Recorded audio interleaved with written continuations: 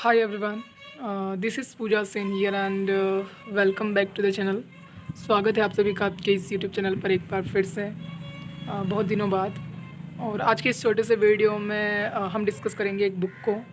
और आप यूँ समझ लीजिए कि ये एक तरह से बुक रिकमेंडेशन है मेरी तरफ से। तो शुरू करते हैं।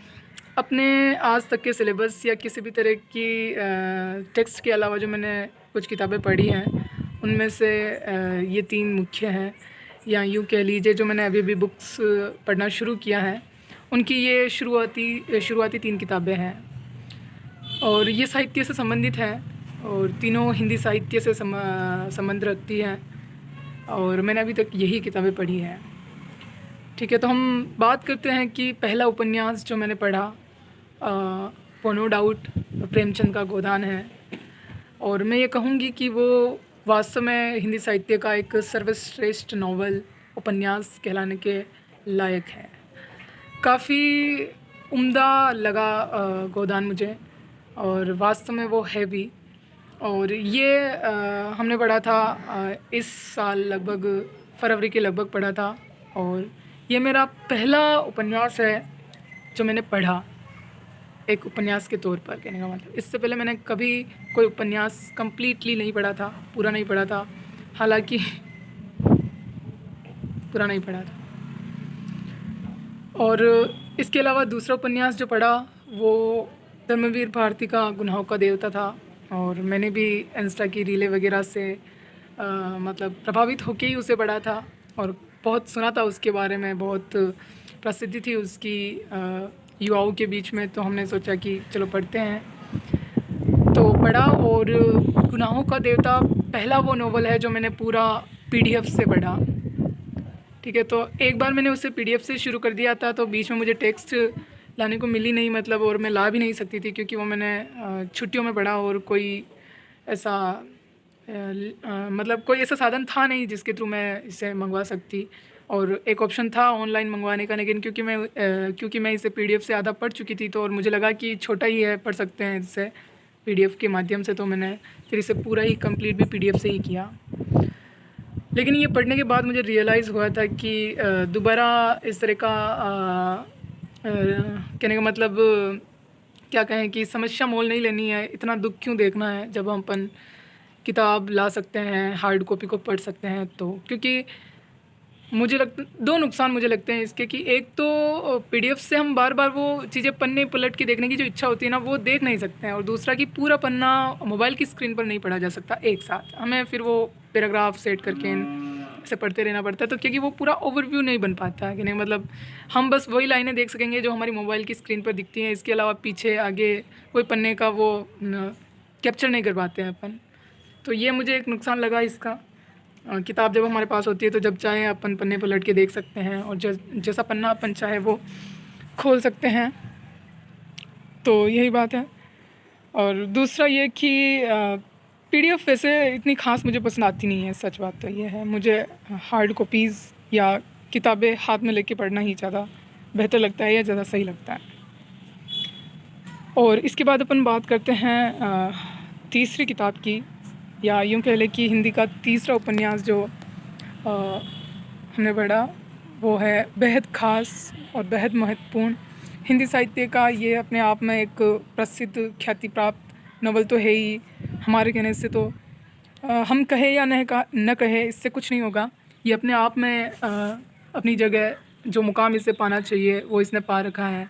और वो रचना, वो उपन्यास है शेखर। बिल्कुल अज्ञे द्वारा रचित शेखर एक जीवनी। दो भागों में है ये उपन्यास, और तीसरा इसका और भाग था लेकिन वो कहा जाता है कि वो पब्लिश हुआ नहीं, प्रकाशित नहीं हुआ। और इसके जो दो भाग है वही अपने आप में पूर्ण हैं, वही अपने आप में लोगों के जीवन पर प्रभाव छोड़ने के लिए पर्याप्त है, मैं यही कहूँगी। मुझे ये भी लगता है कि मतलब शेखर एक जीवनी की जो प्रसिद्धि है वो यूं ही नहीं है। गोदान अपनी जगह ठीक है, उसकी और इसकी तुलना नहीं की जा सकती किसी भी तरीके से। गोदान प्रेमचंद तो अपने आप में कल्ट है ही। लेकिन शेखर भी अपने आप में कम नहीं है। कहने का मतलब इसका जो अनोखापन है, इसकी जो विशेषताएं हैं, वो अपने आप में विशिष्ट है। हिंदी साहित्य में जो मनोविश्लेषणात्मक उपन्यास लिखे जाने लगे थे, उसका शुरुआती उपन्यास ये हैं जब हिंदी साहित्य के लेखक मनोविश्लेषणात्मक रचनाएं लिखने का प्रयास कर रहे थे, तो ये शुरुआती रचनाओं में से एक है। और अपने आप में इतनी शानदार रचना ये लगती है कि वास्तव में मतलब ये डिज़र्विंग है कि लोग इसकी इतनी तारीफ़ करते हैं, लोग इसको इतनी सराहते हैं, इसको इसकी इतनी मतलब ख्याति है। और क्यों नहीं पढ़नी चाहिए युवाओं को, ये कहने का मतलब अमेजिंग कहूँगी मैं। क्योंकि पिछले कुछ दिनों से जब मैं इसे पढ़ रही थी तब मुझे बहुत ही डीप है, थोड़ी सी कहीं कहीं पर मुश्किल भी लगती है।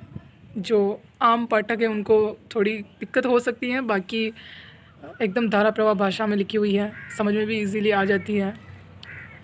तुलनात्मक रूप से थोड़ा सा बड़ा उपन्यास है क्योंकि इसके 2 भाग हैं। एक भाग भी पढ़ ले तो वो अपने आप में पूर्ण है, लेकिन मैं ये कहूँगी कि दूसरा भाग तो अवश्य ही पढ़ना चाहिए, क्योंकि उसमें शेखर के जीवन का वास्तविक संघर्ष है। शेखर मतलब ऐसा लगता है कि अपने बीच में से कोई इंसान है, उसकी कहानी है ये। और आप ये भी तो देखिए ना कि इतने इसके लिखे जाने के, पब्लिश होने के इतने सालों बाद भी ऐसा नहीं लगता कि ये आउटडेटेड है। ऐसा ही लगता है कि हाँ, आज भी हमारे जीवन के बीच में से ही कोई एक ऐसा इंसान है जिसकी कहानी हम यहाँ पर देख रहे हैं, किसी भी तरह का उसका संघर्ष हो। भाग ए में मुख्य रूप से इसका शेखर का बचपन है, बचपन की बातें हैं, इसके शैशव की, टीनेज की, और विद्रोही प्रकृति जो इसकी है, विद्रोही स्वभाव जो इसका है, उसके बारे में बात है। इसकी जिज्ञासाएँ, एक पालक के तौर पर, एक बच्चे के तौर पर विभिन्न प्रकार की जिज्ञासाएँ हैं, ये सब भाग एक में देखने को मिलती हैं। और अंत इसका होता है शेखर के एक छोटे से प्रेम प्रसंग के साथ, जो कि किशोरावस्था में सभी महसूस करते ही हैं, अनुभूति करते ही हैं इस चीज़ की। और वो बहुत ही एक यूँ कहें कि बहुत ही बुरी तरीके से समाप्त होता है, जो कि शेखर को मतलब बिल्कुल ही तोड़ कर तो क्या ही, मतलब शेखर को बिल्कुल हिला के रख देता है। कहने का मतलब शेखर ने बिल्कुल ये एक्सपेक्ट नहीं किया था कि उसकी ये चीज़ इस तरीके से समाप्त होगी। फिर इसके बाद दूसरा भाग शुरू होता है, उसमें हम देखते हैं कि शेखर अपने आगे कॉलेज की पढ़ाई करता है, और कॉलेज के उसके जो भी देखने को हमें मिलते हैं आम तौर पर साथी, विभिन्न तरह के साथियों से उसका मिलना जुलना होता है, उसके संपर्क में आते हैं, उसके तरह तरह के अनुभव, तरह तरह की चीज़ें। और फिर वापस उसका कई सारी चीज़ों से सामना होता है जब वो शशि से मिलता है, जब वो फिर एमए के लिए आगे का कॉलेज ज्वाइन करता है, जब वो कांग्रेस अधिवेशन के दौरान स्वयं सेवाओं में शामिल होता है, और वहाँ पर स्वयं सेवक रहते हुए वो गिरफ़्तार होता है, जेल में जाता है। कोई ख़ास उसके ऊपर मुकदमा होता नहीं है, मतलब कोई ख़ास गुनाह उसने किया नहीं होता, इसके बावजूद उसके मामले को सॉर्ट आउट होने में 10 महीने निकल जाते हैं। 10 महीने तक जेल में रहना। और इसी दौरान हमें देखने को मिलता है कि भारत की आज़ादी के दौरान जो लोग जेल में गए थे, या जेल का जीवन जिन्होंने जिया था, उनके जीवन की एक झलक भी देखने को हमें यहाँ पे मिलती है, कहने का मतलब। और काफ़ी बारीकी से शेखर में उसका वर्णन किया गया है जेल के जीवन की, आज़ादी के संघर्ष के दौरान। चूँकि जो भाग 2 है शेखर का, वो 1944 में पब्लिश हुआ। तो यही है, 10 महीने तक शेखर जेल में रहता है। उसके वहाँ पर उसने जो तरह तरह के अनुभव प्राप्त किए हैं, और उसकी तमाम जिज्ञासाएँ जो वहाँ पर शांत हुई, तरह तरह के लोगों से वहाँ पर मिलना हुआ। और इसमें एक कैरेक्टर के द्वारा जेल को एक बढ़िया कॉलेज भी कहा गया है, क्योंकि यहाँ पर चरित्र की परीक्षा होती है, चरित्र निखरता है, एंड ऑल। तो काफ़ी बारीकी से उस चीज़ का इसमें वर्णन है। इसके अलावा शेखर के चरित्र में और अधिक निखार, उसकी पर्सनैलिटी में चेंजेस भी यहाँ से दिखते हैं। फिर वो यहाँ से फ्री होता है, चाहता, मैं समरी नहीं है, मैं एक छोटा सा ओवरव्यू यहाँ पर बताने की कोशिश करती हूँ कि अगर आप में जिज्ञासा जागती है और पढ़ने में इंटरेस्टेड होते हैं तो आप पढ़ सकते हैं इसको। शेखर को पढ़ने लायक है। जाता है वो वापस अपने पुराने दोस्तों, पुराने संपर्क के लोगों के पास जाता है, और मिलने की कोशिश वहाँ पर वो करता है, लेकिन कहीं उसे ठिकाना नहीं मिलता। तो वापस ये शशि के वहाँ जाता है। शशि की शादी हो चुकी होती है। शशि इसकी दूर की मौसी की लड़की है, किंतु क्या भावना शेखर की शशि के प्रति है और क्या ये एक दूसरे के प्रति महसूस करते हैं, ये इनको कुछ खास क्लियरिटी रहती नहीं है और समझ भी नहीं पाते। तो शशि की शादी हो चुकी होती है तो शेखर अब वहाँ पर जाता है और वापस इनका मिलना जुलना होता है। इसी बीच शेखर अपने जीवन के उद्देश्य को ढूंढता है, काफ़ी कन्फ्यूजन उलझन में रहता है, कोई क्लैरिटी इससे नहीं रहती है, हर चीज़ में ये उलझ जाता है। फिर जब शशि इसे थोड़ा सा प्रोत्साहित करती हैं, इसे स्पष्टता लाने की कोशिश करती है इसके जीवन में, तभी ये डिसाइड करता है कि ये राइटर बनना चाहता है, समाज सुधार के लिए लिखना चाहता है। समाज सुधार की भी तमाम बातें यहाँ पर होती है उस समय की स्थिति, उस समय के परिप्रेक्ष्य में, और लिखने की कोशिश करता है। और यहाँ पर हमें एक साहित्यकार के जीवन का संघर्ष भी देखने को मिलता है कि किस तरीके से शेखर लेखक के तौर पर संघर्ष करता है, किस तरीके से उसकी किताबें इजीली से नहीं छप पाती हैं। एक दौर तो ये आता है जब वो इतना हताश हो चुका होता है, इतना हार चुका होता है कि अपना जीवन समाप्त करने चल पड़ता है। लेकिन तभी शशि आती है और वापस इसके जीवन में मतलब रोशनी लाती है और इसे वापस प्रोत्साहित करती है कि इतनी जल्दी उसे हार नहीं मान लेनी चाहिए, वापस जीवन में उसके प्रकाश लाती हैं। शेखर इस चीज़ को मतलब छोड़कर आगे बढ़ता है, वापस इसी चीज़ के साथ आगे बढ़ता है यूँ कहेंगे। और शशि इस आगे की जर्नी में उसके साथ ही होती हैं। शशि की अपनी कहानी है, उसका अपना जीवन है, उसका अपना संघर्ष है, जो मतलब उसके बारे में भी हमें यहाँ पर देखने को मिलता है।